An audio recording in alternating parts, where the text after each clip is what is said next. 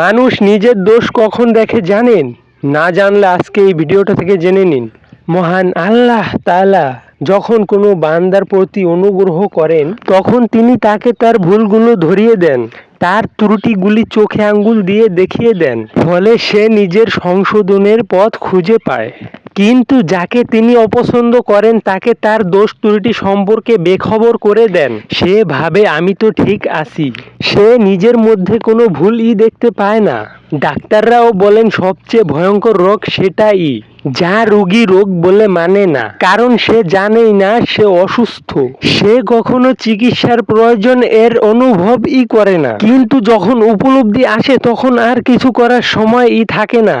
এভাবেই অনেক মানুষ তার নিজের ভুল বুঝতে পারে না।